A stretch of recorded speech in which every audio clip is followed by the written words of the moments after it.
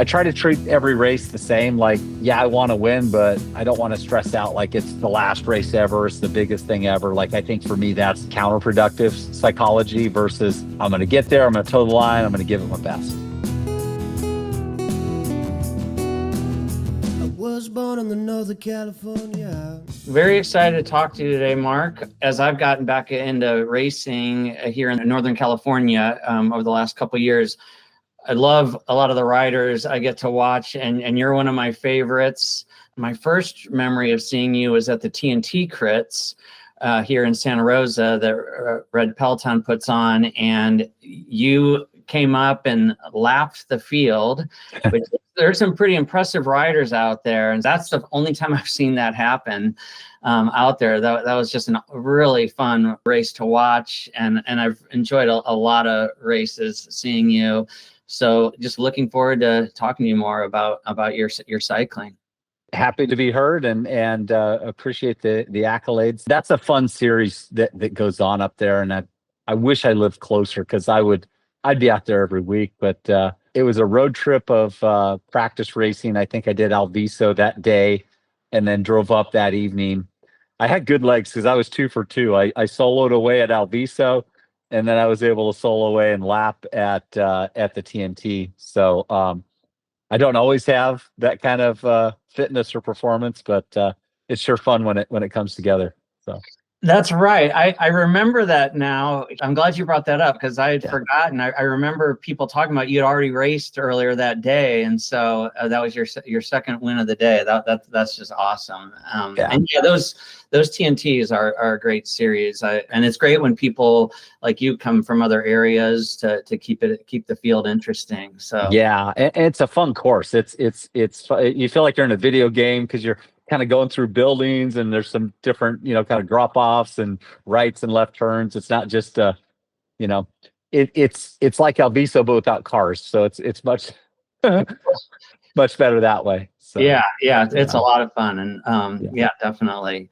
We were talking the other day about how you got into cycling, and it was not something you had done. You got into it later in life. So why don't you talk about how you got started? For sure. Yeah. I stopped riding a bicycle when I got a driver's license, and didn't really start up again until my early 40s. I had a pretty significant back injury and surgery, and leading into that, I had really kind of gotten on a fitness kick. At age 35, I got sober and started working out for the first time since really kind of like high school PE. And I think I got so fit that I was able to blow my back up skiing because I had the endurance to just, lap the chair line and skiing off cornices and stuff. My back finally said no more. And my back surgeon, who's a family friend, said, don't get a season pass next year for skiing and kind of hang up the running shoes. I was only jogging, maybe 10, 12 miles a week, 3 miles, 4 days a week, that kind of thing. Nothing serious. He said, why don't you try cycling? And I thought, really, dude? Like the guys in spandex? And he's like, no. Hear me out. I think you'd like it. The fitness aspect and the adrenaline of being able to go fast and that kind of thing. And I tried it, and fast forward now, it's like I feel more, out of place not wearing Lycra on the bike than when I first started. So I've kind of come full circle around that. So were you intensely into sports in high school at all or earlier, or was that something? Yeah, not so much. I mean, I played baseball, and I was kind of that.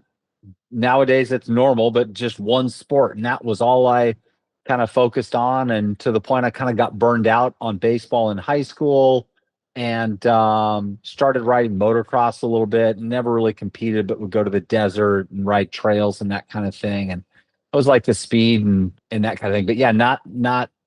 I hated running. I hated any endurance sports. Like I ran for the mile in PE for the grade, and seemed like it was the longest I'd ever run. And so yeah, coming into cycling, my wife was a part-time fitness instructor, and I took her spin class a couple times, and she would encourage me to take it, and she would just kick my butt. And I would think, how can you do 3 classes in a row? That's like 3 hours on the bike. I can barely do one. And now, I've, done 200-mile rides nonstop, 9 hours on the bike. Wow. So yeah, what a difference it makes from starting out to where you can get to. So when you took the advice of your doctor and was like, okay, I'm going to give this cycling thing a shot, talk to me about like what was the timeline and impetus of that going from, okay, I'm going to try this out for my health, but that ended up becoming like, okay, I want to race. Yeah, I was a recreational cyclist. I was, the guy that bought the, friend of a friend's hand-me-down, carbon bike, but, rim brake and kind of older technology, but cheaper, and basketball shorts, because I'm not going to wear, bib shorts. And I learned pretty quickly that like bib shorts are actually good for that. And it was like a dry fit shirt. I wasn't wearing cycling, but then bought a kit off of Amazon or something. I kind of creeped into it. And after about probably 6 months, and someone said, get on Strava. And so I was on Strava right away. So I can kind of reflect back on how many miles I did per year as I progressed. But like after about being into it about a year, there was a local time trial series that was like every 2 weeks on a Wednesday night. And it was like a 5 mile out, 5 mile back. And I would go and do those, and I did pretty good. And a friend of a friend got my number and called me, and a guy named Richard Gable, who was like, I think a Cat 3 racer at the time, said, hey, why don't you try racing, And I'm like, okay. And so he kind of mentored me, and I did my first race, I think the Red Kite season finale 2017, my first, Cat 4 or 5 race, and zero race IQ. I think I led the field every single lap until, the final turn. And then I came in 5th or something because everyone else was just sitting on my wheel. And that's and then I joined a team out of Sacramento called Revs Racing. And my buddy Richard was on the team. Richard has kind of been my cycling mentor, now kind of best friend ever since. And that's how I got into it. We branched off and started our own team in 2020, and that was Velo Kings Racing, and kind of co-led that up until this current season. I changed teams, wanted to race more nationally, and jumped on the Meteor out of Austin, Texas. What attracted you to the racing? You obviously were attracted to that and got into it, and we're actually riding pretty well right out the gate. What do you attribute that to? I got a coach early on, and I was just compliant. I to this day, I don't know what CTL stands for, or all these, metrics and Training Peaks and the app that most coaches use, but I'm compliant with my workouts. I do what I'm told, and I think consistency, and fortunately haven't had too many injuries up until this last week, but yeah, just been consistent. What are some of the things that you thought, or that, I mean, either on and off the bike, that you're like, oh, wow, this really makes a difference, where you've noticed leaps and bounds in your performance? My fitness curve, I think, it ramped up pretty quick initially, and then it's probably plateaued. I mean, I'm race age 50 this year, so if I look at like the high water mark on my 20-minute power, I don't think I could get there again. And so I'm kind of over the hump on that, but I think I'm still improving from racecraft and race IQ. That's really, I think, benefited me, where I've continued to progress and have successes. Kind of each year seems to be a better year than the year before. I'm not getting any younger, so it's not that, right? What was the high water mark, and where are you riding at now?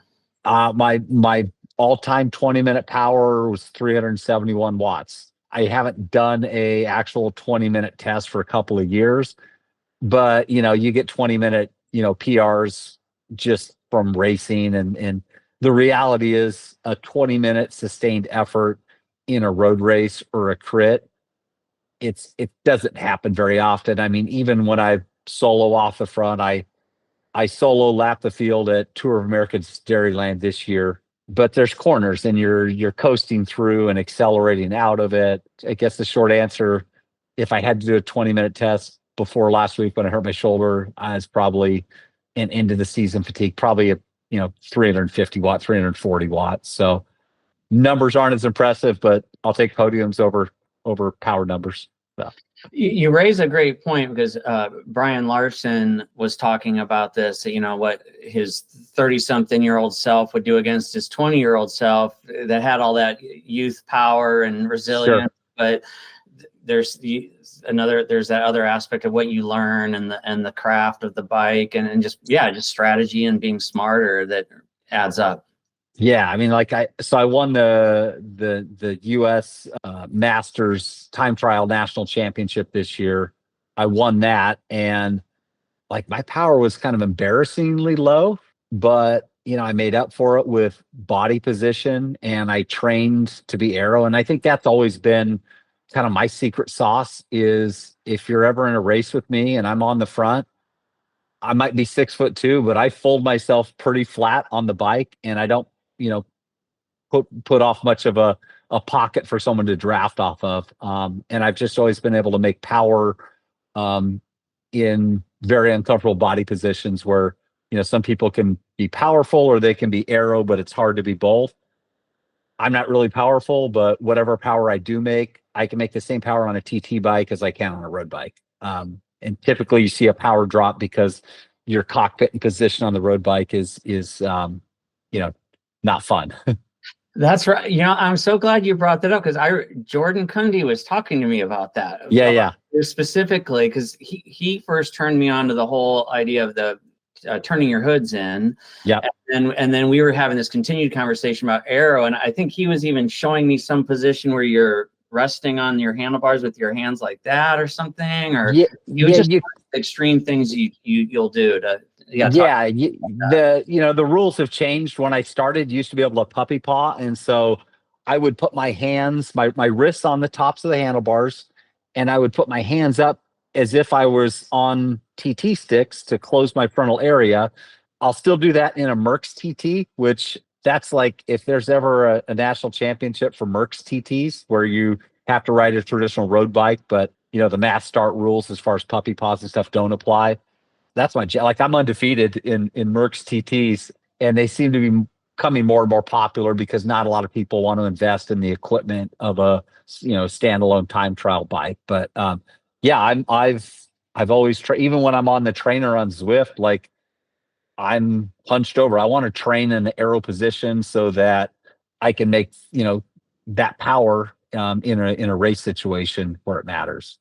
Yeah, that's a great example of getting used to that position. And I just referenced Brian Larson, and he talked about that same thing about how training on the bike you're going to race on, and training, even on an easy day, riding in the positions you want to race in, just to get your body, like you said, able to put out that power. Yeah, talk to me more about how you work on that. Yeah, I mean, it's I think that's the two-edged sword of Zwift or indoor training is you can get pretty comfortable in your body position, and there's no aero penalty for it. If you're out riding by yourself where you don't have anyone to draft off of, and maybe you're trying to go after a KOM or something on Strava, and so you're trying to get really fast and really aero, you wouldn't do that with your arms straight and your hands on the hoods. You're forward and you're kind of looking up through your eyebrows and trying to keep your head down and your back flat. And I think the more you can train in those positions, then the better you can perform in them. But on Zwift, you can stand upright, and your little avatar, it doesn't fall off the field doing it, but in real life it does. And so kind of mixing that or keeping that top of mind at all times. I mean, they'll see me riding out on the road by myself, and they'll almost make fun of me, like, "Oh, there goes Tucker. He's in his aero position again." I'm just like, yeah, that's not just my aero position. That's my riding position. Unless I'm behind a good sized rider and really needing to kind of stretch my back out or whatever, I try to stay aero. What are some other things that you found? Is there anything like diet or just other things that you've determined, wow, this really makes a difference? Yeah, I mean, you can geek out pretty hard on equipment, and I think the equipment stuff, a lot of it is like placebo. And I would say, well, there's a reason placebo works if you believe it. And so, if nothing else, it gives you more confidence. There's There's the Aero bra, which you can wear that has like actual ribbing on your sleeves to create a greater texture so the air doesn't attach to you as much, or different tires, and definitely narrower handlebars to me is low hanging fruit. The UCI has come out and said there's a minimum handlebar width of 38 centimeters.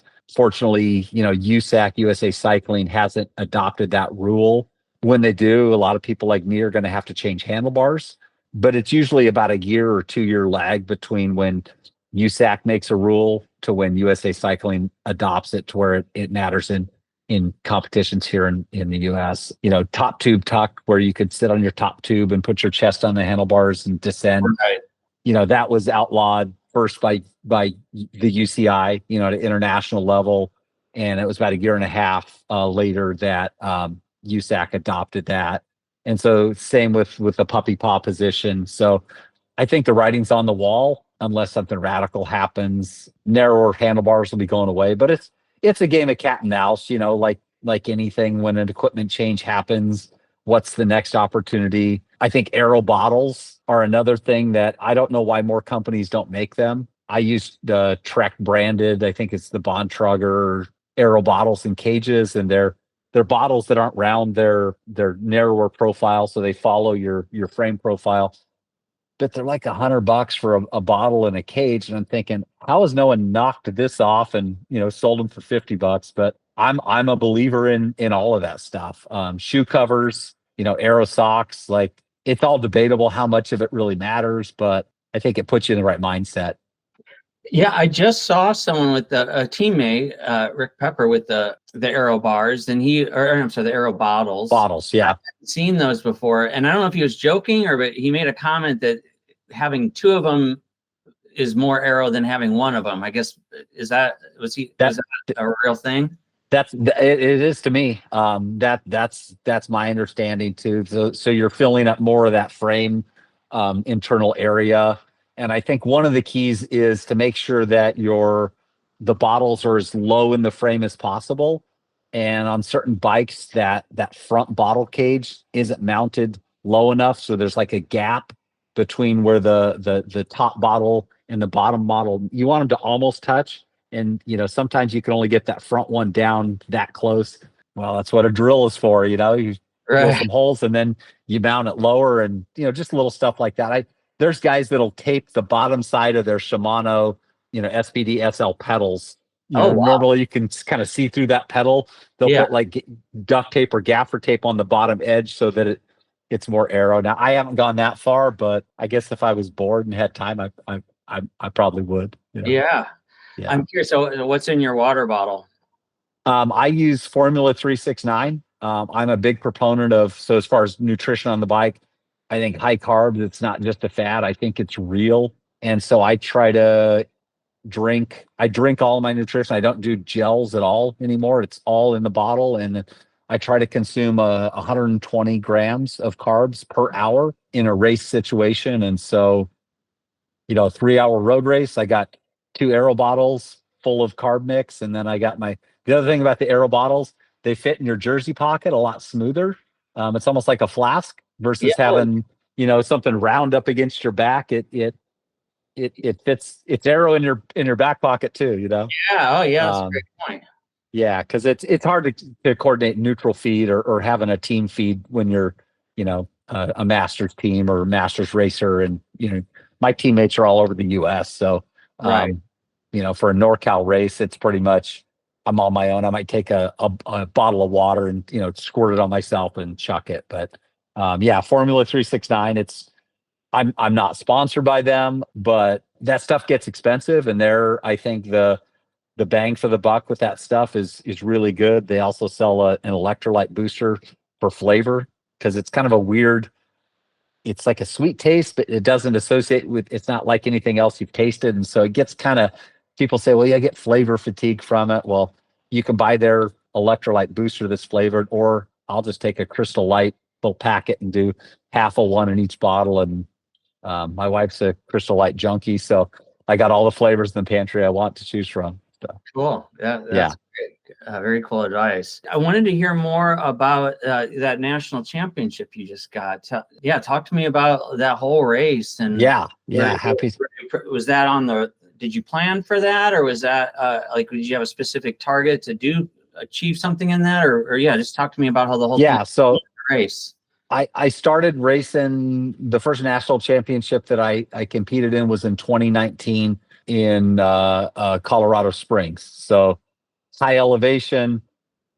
I think it was my second full year of racing. So very little racecraft. I didn't know who the competition was, didn't know what wheels to follow. And I've since kind of learned all of that just from doing it, but competed in the road event and the criterium, and not in the time trial that first year. And so I've been pursuing a national championship in, like, I don't care which discipline I win it in, but the more events I compete in, the better my odds get. And so I've since competed in, it went from Colorado Springs to Albuquerque for 2 years.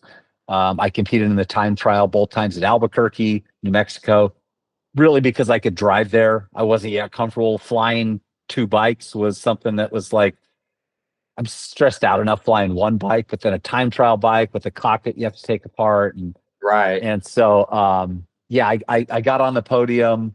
I got 3rd place and 5th place in the time trials in Albuquerque. I got 5th in the road race. They do a 5 deep podium at nationals. So you can say you got on the podium, or extended podium, whatever you want to call it. I got a fake medal. But this year, and typically the time trial distances are 40 kilometers. So that's 25 miles of hell. It's a long.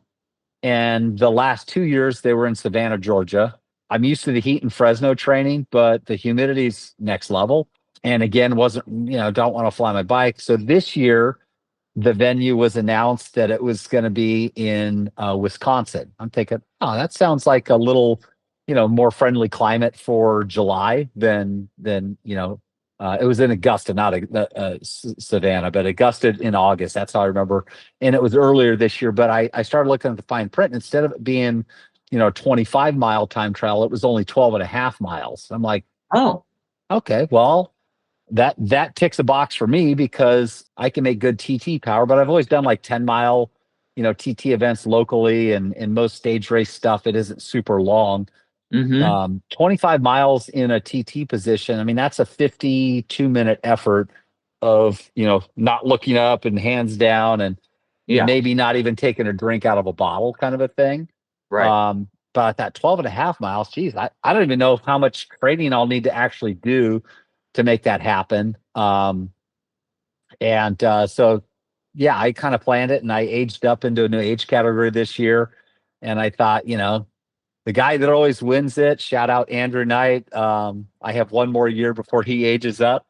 So hope to repeat the TT title next year. But the guy I compete against and always wins isn't in my age category. So short distance competition looks a little more favorable for me. And so I kind of just made it my goal. I bought the goofiest helmet that they sell, which is the Giro Arrowhead 2 helmet. It's the one that the Visma Lisa bike uses. When you sit upright, it looks like a baby shark. But I geeked out on my equipment. I got a rim brake Pinarello TT bike and put my cockpit on it and changed the crankset out and the gears, and I just went out, and it was 12.5 miles, and I just executed, and I think I won by like 17 seconds, which isn't a lot, but it's enough. And I think the total time for the effort was like 21 minutes or something like that. So we're going, I think my average speed was just under 30 miles an hour, and it was with, right-hand turns in 1 lane. So you had to slow down for the corners, and you did like 2.5 laps around this 2.5 mile course. Ended up racing for teammates in the crit and the road race. Had a Meteor teammate that got in a breakaway in both, and so tried to just sit on the front and disrupt the chase, and so I was happy with my title. That's awesome. Yeah. Did you have a specific strategy going in or a plan, or do you just, do you have a certain approach that you just generally take, or did you have something specific for that day? I'm curious some of the details of your execution on. Yeah, I mean, so time trials can be pretty protocol specific, and guys will kind of write down a timeline from like the night before. Even I'm going to wake up at this time. I'm going to eat this at this time. I Oh, want to be at the course at this time. I want to have my kit on, because you're wearing a speed suit, not something you normally wear because it's mhm. extra free watts. Trying to stay aero. Like that's the most aero event there is your time trial. I drove to it by myself, looked at it on Google Maps, and the course was closed, so wasn't able to ride the course the day of, but had been competing in Tours America's Dairyland, and so I didn't even have fresh. Like a lot of guys showed up and didn't race any events before because they wanted to focus. I typically perform better with a few days of racing in my legs, and so I Oh, think wow. that worked out for me. But yeah, it wasn't, and maybe that's why, because I wasn't super controlled. I didn't have a written out timeline. I just kind of showed up and kind of thought, okay, there's a gas station there. I'll get a Gatorade after the event, and if I make the podium, I'll have time to kind of cool down or whatever. But yeah, I just showed up, and the rule of thumb that I've always heard is go easy when it's easier and harder when it's harder. And so in the headwind sections, which was like 50% headwind, 50% tailwind on the course, I tried to invest my power. It was all by feel. I wasn't like, I'm going to try to ride at 341 watts for this or that. I went out and I did it. And, if I did look down at my power, I just told myself more, Yeah, no. So did you plan to prioritize that event? Were you just like, I'm going to go out and do my best and everything out here? Yeah, it was kind of, I'm going to do them all. I mean, I had to plan because I had to fly my bike out with me. And so putting a TT bike together is kind of nerve wracking. Like I made the mistake of taking my cockpit off the bike instead of just loosening it and folding it back. So I Oh, couldn't thread my Di2 wires back into the shifters. And so I had to find a bike shop and have it threaded. And I was a little stressed about that. And then, getting my tubeless tire to seat, I had some little issues the day before. And I try to treat every race the same. Like, yeah, I want to win, but I don't want to stress out like it's the last race ever. It's the biggest thing ever. Like, I think for me, that's counterproductive psychology versus I'm going to get there. I'm going to toe the line. I'm going to give it my best. that's a really interesting take, and I've been thinking about this recently. I saw that Pete Stetina had done an attempt on this mountain I saw that. Yeah. record, and didn't make it. But I mean, awesome effort, and it was really cool seeing all the stuff he did to his bike. Yeah. And I saw another thing before where it was really hyped. He was going to try to do this one goal, and I almost wonder if that approach of being like, well, I'm just going to go out there and race and not. Because there's that pressure just adds so much. And I found I've gotten so many more PRs when I first thought I was really sick or really off that day for some reason. Yeah. But then I'm like, wow, I rode great. When times I just think that You felt locked in. Yeah, I think for me, I try to geek out and I try to really focus and prepare up until about the week before, because that's my motivation to keep training hard and man, I know I've got my equipment dialed, I'm prepared, but then like that final week leading up to it, it's like if you don't have it yet, you're not going to have it during the event or the race. And so I try to then shift gears with my mindset of just being relaxed. But I'm the same way. It's like I didn't have a ton of confidence going into it. I was kind of like, well, I don't know what's going to happen in this TT. They're going to blow the whistle. I'm going to give it my all, and maybe I have it, maybe I don't. Because I think if I would have been so hyper focused, I would have probably talked myself out of being competitive, because I would have thought of all the things that I probably shouldn't have done. Like, well, I probably shouldn't have raced the crit 2 days before and raced, Toad 4 days in a row leading up. So I had 5 days of racing and 6 days leading up to what was my target event of the year. yeah yeah And so you start overanalyzing. And for me, if I overanalyze, I'll come up with conclusions of why it's not going to be a good day versus, reasons to hype myself up that, so yeah. Yeah.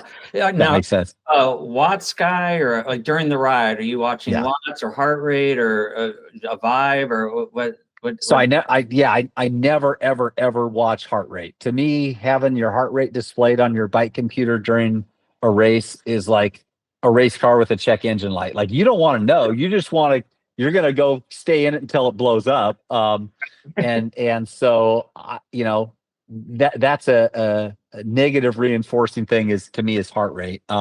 Cadence. I'm a big cadence guy, and so that's really what I focus in on, because if my power's dropping, my cadence is probably dropping too. And so I'd rather, shift into an easier gear, spin it back up.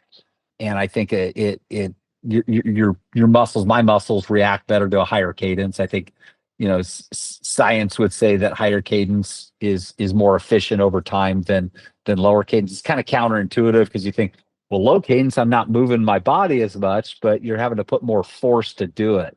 When I was riding dirt bikes going up a hill, on a two-stroke, if you're in fourth gear and you're lugging that, but if you drop it down 2 gears, you hit the power bed and you go up that hill. So, Exactly. yeah, that's the principle that I believe in, at least anyway, for cycling too. So what is a target cadence that you like to be at? I try to be 95. Okay. I try to maintain 95. So, I'm also a shorter cranks guy. I went to 165 cranks length on my road bike middle of last season, and that sped up my average cadence without even thinking about it by about 3 RPM. So I was like at 91 if I was just riding comfortably and not thinking about it. And then with the shorter cranks, bumped it up closer to 94, 95. The TT bike's always been at 165, so I wasn't like, why not do it? I actually went shorter cranks because I crashed at Sand City Crit last year. It's a 3-man breakaway. I attacked him and just pedaled a little too soon coming out of the final turn with like 2 laps to go, and pedal struck, high-sided it, flipped on my head, and I thought, never again will I pedal strike. And I have so much more confidence in technical crits with 165 cranks. Like, I can pedal through everything. So yeah, short cranks are a big key in all disciplines for me. That's great, and to hear. And Jeff Linder from NorCal. Yeah, I'm no, on Jeff. his, I follow his program, and he talks in the Zoom meetings he'll do with members.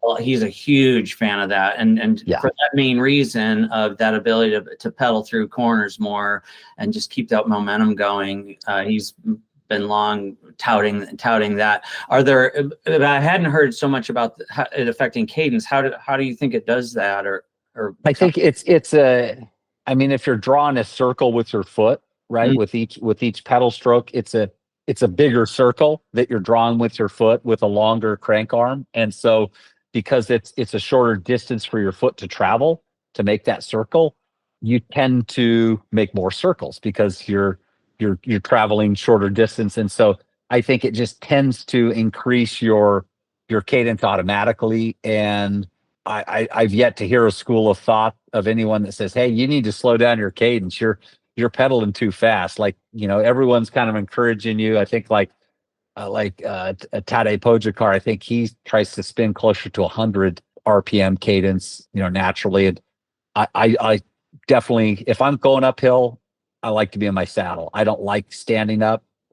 I don't like to stand up to sprint. I don't like to stand up to climb. Like, I like to win in a breakaway. I do stand up when I sprint, but it's usually not for a win, because if I'm not up the road, and if I do have to sprint, I've already lost most times. Do you find the shorter cranks and that faster is universally beneficial, like is on climbing and longer rides as well? The only argument I could conceivably see someone make about a longer crank would be, climbing out of the saddle, where you're really just putting full weight on one side and moving the bike under you around, and you're doing it at 65 or 70 RPM.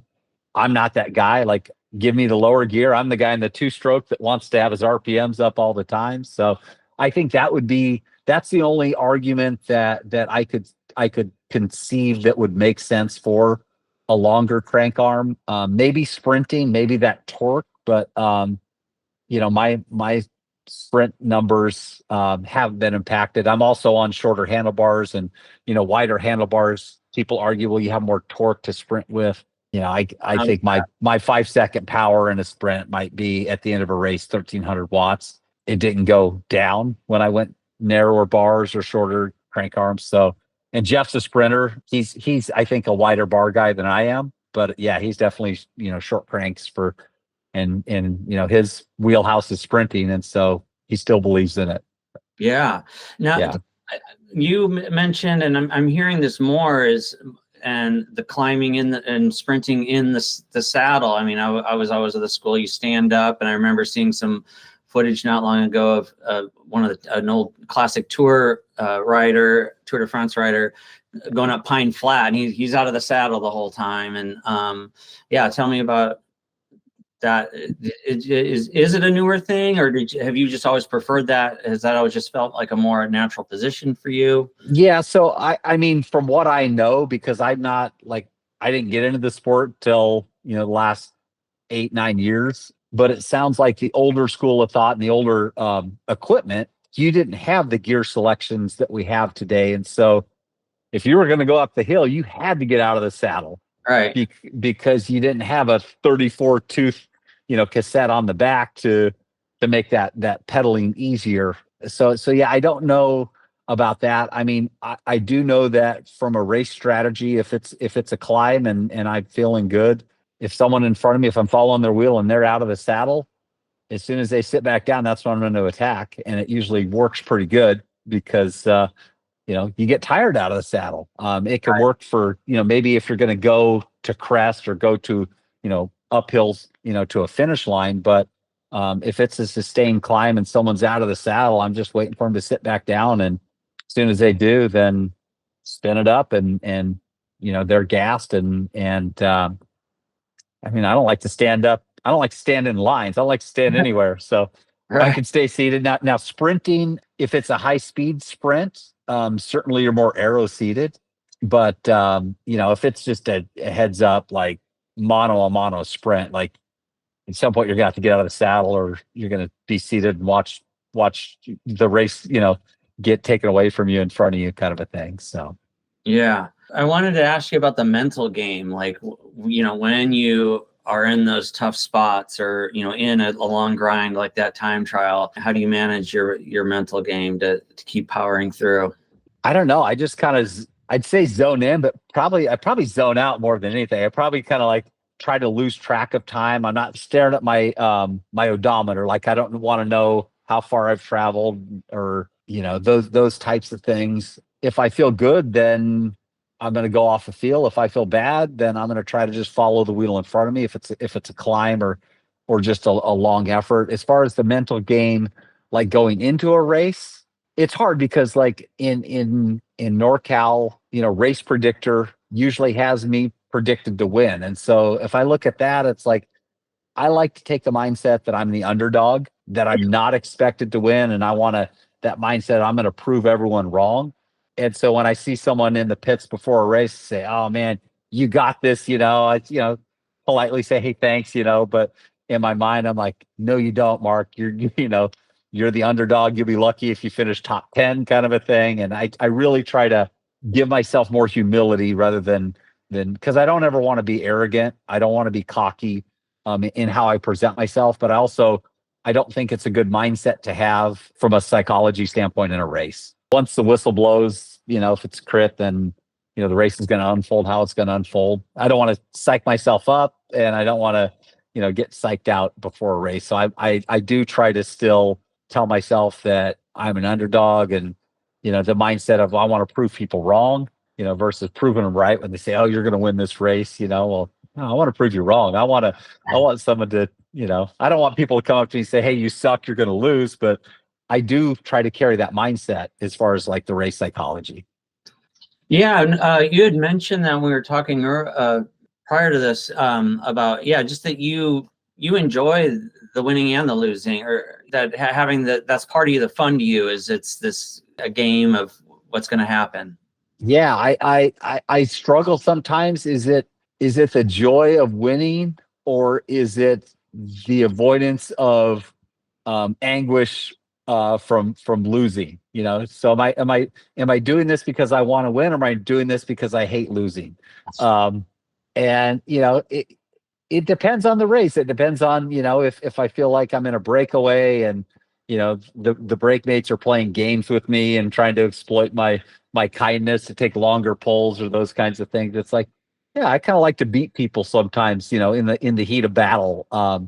And so it's like, I tell myself, in the middle of the race, well, man, it'd be great to win, but I'd rather tell myself, I really don't want to lose to this guy, because this, he's pushing my buttons in the race. And then, you know, as much adrenaline that courses through your veins during a race, once you cross the finish line, like, I've gotten into arguments with guys in the race, and afterwards you kind of hug it out, say, hey, heat of the battle, and you walk away friends. I've yet to have a parking lot scuffle or anything like that. But during the race, sometimes you get a bunch of guys out there and we're competitive and your testosterone's going, and you start, F me, well, F you, and it can get intense, during a race. But I've, knock on wood, it's never carried over into off the bike and after the race and those kinds of things.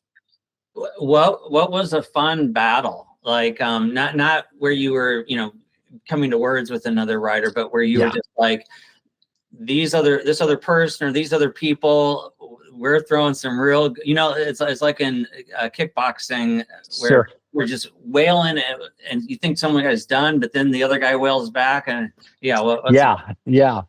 just a few weeks ago, Patterson Pass Road Race got in a selection. I think there was 5 of us that stayed away from the field, and that's who was going to contest the win. And there was one rider that when I would take my pole and go to slot back in, he would slot back and skip poles. And it got to the point where I was kind of like, if you're not gonna take a pole, if you're gonna stop pedaling, I'm gonna stop pedaling. It's gonna be a game of chicken, and we're gonna let the other 3 riders just go up the road, and let's see how far they go before one of us pedals first and has to chase them down and the other one drafts. And I felt comfortable that I could get back onto that breakaway. But in that heat of the battle, I was just like, damn it, I'm not giving this guy a free ride. If he's not going to pedal, I don't care if we both lose the stupid race. Like, I am not going to let him sit on my wheel. I'm going to sit up. And I don't know if it was strategy or whatever, but it ended up being, I attacked on a downhill, attacked the field, and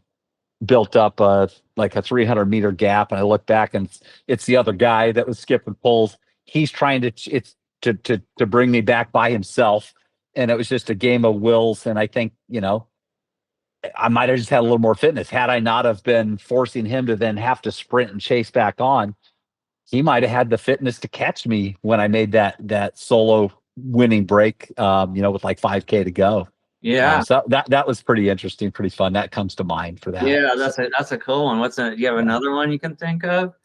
Yeah, I mean, I don't want to air laundry. I guess if I leave riders' names out and maybe races out, I'll say it wasn't this year, but there was a breakaway, and this one it got verbal, where I was kind of like, I'm all for the breakaway. I'm like, hey, let's all work together. Like, if I'm in a breakaway, I don't care what kit you have on. We're on the same team until we're not. And that until we're not is like, 2K to go, something like that. Like, let's make sure the break stays away, and let's work together towards that. And there was a guy that was skipping poles, and we had just, the field was only 45 seconds back. Like, you could still see him chasing. Yeah. And I turned to another guy in the break, and I was like, no wonder the break before got caught. So-and-so wasn't doing any pulls, and so-and-so's F you, blah, blah, blah. And I just F you back. And, well, we could stop right now. And the rest of the break's going, guys, come on, let's focus on keeping this breakaway going. And, if you guys want to fight in the parking lot, kind of do it afterwards. But everyone's kind of like trying to get us to make peace with each other. And so I went to the front when it was my turn to pull, and I just pinned it as hard as I could. I was as arrow as I could, and I took a super long pull, and when I pulled off, the other guy wasn't there. So I was like, okay.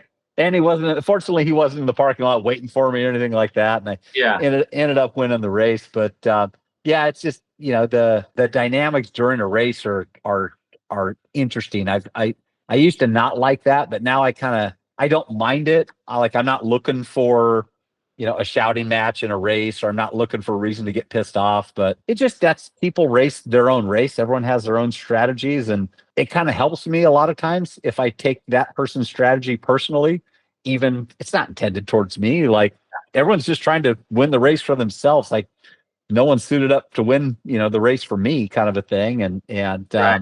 hopefully I don't have any enemies off the bike, but I like healthy competition on the bike. That's what makes it fun. Yeah, totally. What's a favorite race? Either the specific race you really enjoyed riding, or if is there a race you look forward to every year, or both? We could talk about both of those. Yeah. I mean, I can think of like what's one of my most memorable races. Yeah. What's a favorite? And so I taking that the whole underdog mantra to heart. Up until this season, I would typically race P12 fields for road races. And, being in my late 40s and racing against guys in their early 20s, and it's pretty easy to talk myself into being the underdog in those races, because literally, a lot of those races, I'm the oldest guy, at the line. And a couple years ago, I raced Baker City Cycling Classic up in Oregon. It's a stage race, and the first stage is a road race. I was in a breakaway. We got caught by a chase group, and so there's maybe 15 of us. And I attacked on a downhill with like 3K to go. And one guy came across to me and rode through me, and I was just able to get on his wheel. And I just rode him to the line and was able to sprint around him for the win. And so that was my first P12 win in an out of state stage race. And here I think 47 years old at the time. Yeah. And went on to win the second stage, was a time trial, and I won that stage. So I was in the yellow leaders jersey all the way till the final stage, and that was a climbing stage. And so I didn't finish the race on the top step, but that was super memorable and fun one. So yeah, that was probably my most memorable race to date, is kind of against all odds in a P12 field and actually winning the flipping race. We were talking the other day about that downhill. There's a course. Yes. So NorCal races, my favorite road race is Copperopolis. It's usually it's in April. It's right around Easter, and it's got a kind of a long, draggy climb to it, and you kind of go along around a reservoir. And then it's got this crazy descent that I think you get up close to 50 miles an hour on it, which in and of itself can be harrowing. Yeah. But the road surface of this race, Kurt, is like, it looks like a World War II runway that has been bombed out. I mean, there's less asphalt and more kind of holes in asphalt in certain parts, and it just feels like, it reminds me of skiing, where like you would never do this, but like the biggest mogul run that you can imagine, and then just turning your skis and going straight down it and seeing if you could absorb all the bumps. It's a fun race. It's hard going uphill, and it's kind of how much mental fortitude do you have to go downhill? How hard do you want to push it? Fun race. I've had some decent successes there, landing on the podium in a P12 field, and I've won it in the master stuff. And so that's my all-time favorite road race, just because it's hard. It's long. I think it's 4 laps for the P12 field, so it's pretty close to a 100-mile road race with I think it might be 6,000 or 7,000 feet of total climbing for all 4 laps. So wow. I like hard races. Yeah. I wanted to ask you about, you had talked about how, racing up at altitude, and I raced as a junior in Colorado a bit, but it's been a long time, and I'm trying to do an event next year. I'm curious, any insights or tips for someone going from California, altitude up to race up in Colorado at higher altitude? Yeah, don't do it. It's that's my tip. No, it's hard. I mean, it's certainly I've got teammates that live in Boulder, and they get to train at elevation. And I think if you were a professional, there's a reason they have altitude camps and they train at elevation, because it definitely benefits you. They say if you live at elevation, then you race at sea level, you get like an extra 20 or 30 watts out of it. And I think the opposite happens, if you race at elevation. So fortunately, there aren't a lot of races that I've done. I've traveled all over the country, but Wisconsin was, I don't know if that's, 1,000 feet elevation. Albuquerque was elevation. I didn't realize Albuquerque it's like 5,000 feet. Yeah. And then the road race, we're at the mountain range behind it, was closer to 6. I don't know. It just do it, I guess. Train like you would for any other race. And fortunately, everyone's at altitude, not just you. But Right. unfortunately, some people live at altitude. So that's the part that you got to kind of factor in. Talk to me about your extensive schedule. I was looking at your race schedule online this morning, and yeah, like over 60 races a year. And talk about how you. Yeah, I tell people I'm much volume and what's it like to navigate that on a season?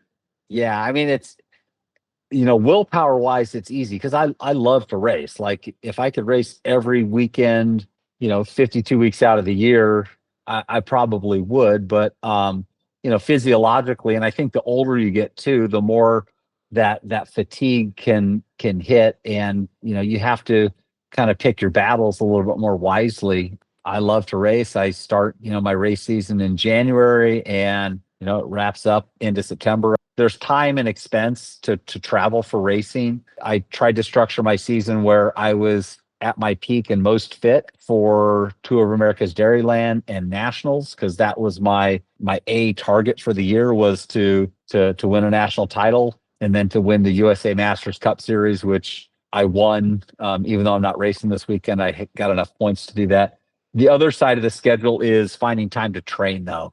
Fortunately, I've got a work schedule that has some flexibility to it. I'm married, knock on wood, will be for 22 years this October. I've got 3 daughters, and that's the blessing and the curse. The curse is having 3 daughters, because I think if my hair doesn't turn gray, it'll fall out first. But the blessing is they all did competition cheer. That was kind of their sport, and my wife was like the cheer mom. I said, hey, I don't do hair and I don't do makeup, so I'll write the checks and you will keep the travel expenses down. And so my wife would travel to them to different cheer competitions, and kind of the work-life balance worked that way. As far as like the training and work balance, I'm a huge proponent of Zwift and indoor training. So I can do it any time of the day. I don't have to worry about my lights being charged. I don't have to worry about coming into contact with the vehicle out on the road. My sealant doesn't have to be topped off. I don't have to have basically bib shorts and cycling shoes and a towel so I don't drip all over my bike, and I can train. And so, yeah, I'll wake up super early to get my training in, or I have to stay up late. I hate staying up late. I think sleep is the secret recipe that everyone could benefit from. So, I try to go to bed at 9 o'clock and wake up at 6 o'clock, but it doesn't always pan out. It's a goal. It's a goal. So then how do you train? Like, what kind of cycle do you follow? If you're racing that much, especially in the season, you're probably having back-to-back weekends of racing. Yep. So do you get any training, or what do you do to? So I'll look through my race calendar. I'll go through it with my coach, and I'll say, these are my A races, these are my B races, these are my C races. And by the way, Mark, you can't have all A races. Like, because otherwise, all right, there's 50 races I want to do. I want to win them all. No, you have to kind of, pick your poison a little bit. And so, there might be 10 A races on the calendar if I have that many in, and the rest are, I don't really have B races, really A races or C races. And if it's a C race, I'm going to do structured interval training that week, and the race is going to be just like a free ride. I'm not going to prepare for it any differently. If it's an A race, then it'll be a lighter week. But I do like 4-week blocks, 4 weeks of pretty intense training, then 1 week of recovery, just in general. So you'll do some intervals in the middle of the week leading up into the race still. Yeah. I've done a couple years ago for the district crit. I did a race ride Sunday morning, 60-mile ride, then loaded up my bike and drove to Monterey, and won the crit at Sand City for the district title. So even though they're C races, I end up winning C races too. So it's sometimes you race smarter when you know you have fatigue. You don't have as many bullets in your gun to fire, so you're a little more conservative on when you're going to attack or if you're going to follow an attack and those kinds of things. So yeah. What tell me about your crash? Because again, you feel very fortunate because you've been racing a long time and obviously through a big volume of races, and so you've been lucky. This was your first serious one, right? Yeah, first crash that required medical attention. Winter's road race in Northern California. 3 laps. It's got a hard climb every lap, and what happens after every climb is a descent, right? And so the high speed descent, they had repaved the roads, so it was a lot more inviting and enticing. Like I can go real fast because it's fresh pavement. And the third and final lap, the field split apart on the climb, and I didn't stay with the front group. Just tried to meter my effort and figured, well, maybe I can chase him down after the descent. Got a little bit greedy on the descent and thought, well, the faster I get down the descent, the less effort I'll have to put in to chase the front of the group down. And I just came into a left-hand sweeper too fast. I was going about 40 miles an hour, and I set up wide because I was passing some other riders. And about halfway through the turn, I realized I'm going too fast on this turn. Tried to grab brakes, back tires started to skid, let off. And so I just kind of slowly drifted off the road, not slowly, but slowly drifted off the road, but at a high rate of speed into the weeds and unclipped, tried to sit on my top tube because I knew the inevitable, over the bars was coming. And if I could get a lower center of gravity and unclip, maybe I could prevent it. But next thing I know, I'm on my head and landed on my shoulder. And I don't know if you can see the bump. You can show the X-ray on the screen, but a grade 3 shoulder separation. They say 3 weeks recovery and no surgery, but I'll live with a bump, hopefully not this big, on my shoulder. But I've already got kind of range of motion back. I rode for 90 minutes on the trainer yesterday, so that was Thursday, and I did the crash on Sunday. So it doesn't hurt to push; it hurts to pull. So riding position isn't bad. I couldn't get on the TT bike because my elbows are pretty much together, and I can't do that yet. So, but it's off season now, and so I'll just rehab it on the trainer. I'll ride 5 out of 6 of my rides during the off season or trainer rides anyway. But yeah, so that was my crash. Fortunately, I didn't get any road rash. Fortunately, I didn't take anyone else out because that's always the fear too of if I make a bad decision in a race and crash, the last thing I want to do is take out someone that didn't sign up for that bad decision. So solo crash, no road rash, bike survived, shoulder will survive. I'll just have a little bit of a bump to talk about afterwards. Yeah. I want to hear about your team, the Meteor. Yeah. So I mentioned, Velo Kings was a team that Richard Gable and I founded in 2020 and kept it going through last season through 2024. And I had gotten to the point where I was really enjoying racing out of state at some of the larger kind of more national venues, and decided that, it would make more sense for me to be on a team that had a presence in some of these races. And so I kind of put it out there to the team, hey, if anyone wants to, take over the glorious unpaid role of running a master cycling team, speak up. Otherwise, we'll just kind of let Velo Kings fade into the history pages, and no one stepped up. And so Velo Kings went away. Most of the guys, I tried to encourage everyone like, hey guys, get on another team, keep racing. Don't let, the lack of Velo Kings be a reason to quit racing. And so a lot of guys jumped on other teams like Thirsty Bear or racing, independently. But yeah, I joined the Meteor. The only other NorCal racer that I knew of was Jerome Nadell, who was kind of racing part-time for Thirsty Bear and part-time for the Meteor in 2024. And happened to mention to him at the end of the season, hey, I'm thinking about, looking for another team. And, oh, you got to talk to Doug Zell. He founded the Meteor. He's out of Texas. And I've loved the team. I think it's just a blessing to get on a team. It's one thing to have race chemistry with other guys, but it's really about the off the bike time. And because when you travel to a race and you're sharing an Airbnb, you're not really hanging out with someone when you're racing with them, but you are when you're traveling with them. You're sharing rental cars, you're, having team dinners and stuff together, and just really good chemistry with the team. I'm on a team out of Texas, and it's funny because I think if you look at the Meteor roster, there's probably less guys in Texas on the team than there are elsewhere, whether it's, Colorado or East Coast or, just scattered around. So, but we all meet up and race together. Yeah, that's so great. That sounds super fun. And that's such a memory of mine when racing in high school in St. Louis, and the weekend would come and a bunch of us would pile in a car and get off somewhere in the Midwest. And that time you spend together and being in the race, sharing this race experience, and then being in the hotels and checking out some new place. It's a cool experience.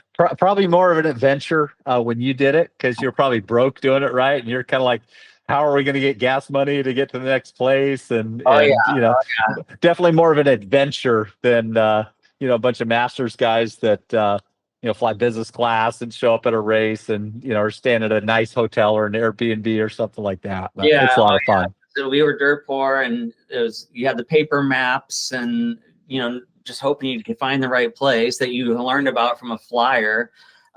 But that was half the fun, though, is going on these adventures. That's awesome. And I have to say, oh my gosh, Velo Kings will always loom so large for me. I love that team. I had first joined Red Peloton as I got back into cycling and racing, and one of my favorite riders from there, Jordan Cundy, who I admired so much on Red Peloton. I was heartbroken to hear he was already within a few short months leaving to this other team, but it was him and then EJ and Mitchell, and you guys were just this coming up and dominating races, always doing great at the races I saw, and those kits were awesome. I just love the Velo Kings team. Yeah, it was a fun, it was a fun season, and man, we had a lot of fun together. I mean, just laughing and joking around and acting like teenagers again and that kind of thing. But it was good, and I always liked our kits. I felt like we're pretty cool. I've got an extra one, Kurt, if you want one. All right, some new old stock. Yeah, I'll send you a kit. So that's great. Just to start winding down, but what's ahead for 2026? Any special plan, or how does your? I know you talked about you actually start planning the next season, I think in October, or is that? Yeah, I'll normally I go unstructured or uncoached for the month of October. I'll take a week off and do a fishing trip with my dad and a couple of the guys up in Oregon. We go on the Deschutes River and do 4 days camping and fishing, and kind of that's really my sustained time off the bike, except for the shoulder injury. But then I start training in November, and I start planning my season out as soon as you kind of get to know the calendar, maybe not to the day, but you kind of know what time of year when Tulsa Tough's going to happen. Gateway Cup in St. Louis is always Labor Day weekend, and start to map that stuff out. So for me, I am going to compete. And so my two goals this year were win a national championship and win the USA Masters Cup Series. And I did both of those. That Masters Cup Series it's different races that agree to be part of it. The only one in California is the Golden State race series up in Rancho Cordova. Otherwise, there was two of them in Georgia. It was Tour of America's Dairyland. It was Pace Bend in Texas.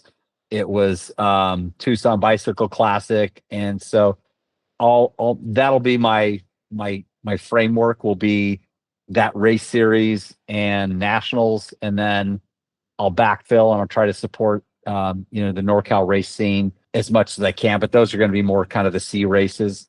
But C race, as far as training, once the whistle blows, they're all A races. Because your competitive side kicks in, you always race to win. But that's kind of what I think next year will look like, and how I'll approach it in the same way kind of I did for this year. And hopefully I can check both boxes again next year, but I'm up for the challenge. So that's awesome. I was talking to someone right before we connected today about how cycling is such a cool sport, because bike racing in particular, you talked about how you discovered it late in life, and Yeah.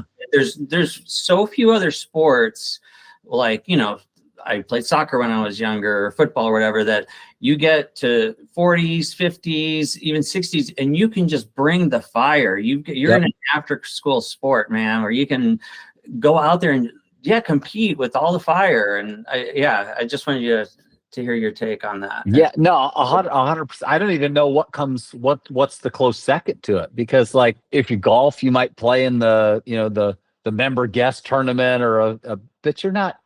I mean, the guys like us, or the guys that just eat, breathe, and sleep cycling, like I can't get enough of it. Like I don't get burned out. I'll ride my bike 6 days a week, 51 weeks out of the year.